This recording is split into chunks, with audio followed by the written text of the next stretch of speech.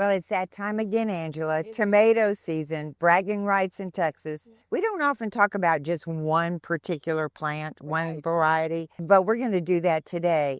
But if you need tips on growing, just click that link above and we'll take you to some great growing tips. But in the meantime, let's talk about this beauty. This is Matt's Wild. Yes. This is the tomato grower for people who have brown thumbs. Yeah. Think they can't grow any tomatoes, or that tomatoes are fussy, or they're not going to get through the summer heat and humidity of Texas. This one is the tomato for you. It is. Well, like you said before, it's hard to get in the house with them. It is hard to get in the house with them because to me, this is the gardener's reward. Yes.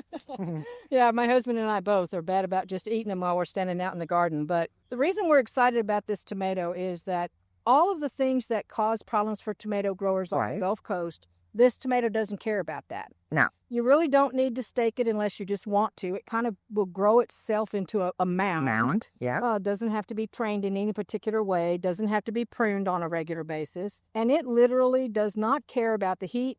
It does not care about our humidity. Nope. It's seldom bothered by anything. It just keeps growing. And it grows as a fairly dense bush, like a big shrub. So it kind of hides the tomatoes from the birds. That's one good thing. And it is very prolific. The tomatoes are small.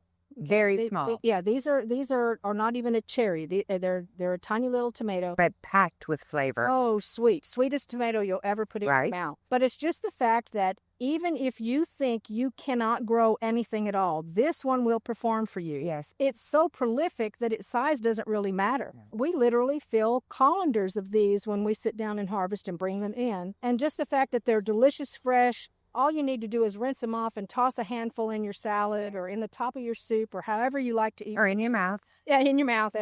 That's usually where they end up. It's just really the performer for our area. Well, I love the story you were telling me this morning in preparation for the event we had not too long ago. Your tomato was still very productive.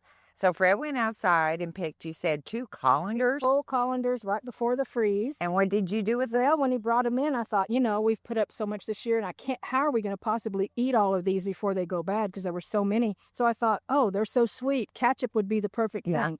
Ketchup is very easy to make, and you can make it while you're making dinner for something else. You don't have any of the high fructose corn syrup or the preservatives we worry about, and they were so sweet that the only recommendation Fred made after he tasted the ketchup was we could cut back on the brown sugar a little bit because they were just so darn sweet. Yeah. So they're just one of those all-around great tomatoes. Some people would call them gourmet because of their great flavor. Right. But not gourmet as far as being a fussy thing to grow. And that's the key. Right. So if you never have luck with tomatoes, this is your guide. It is. And if you're only a container grower or you only have an apartment or they just would drape over. They'll love being in a container. All they really ask for is a little bit of sun and some great Arbor Gate food. Matt's Wild Cherry. It's the one.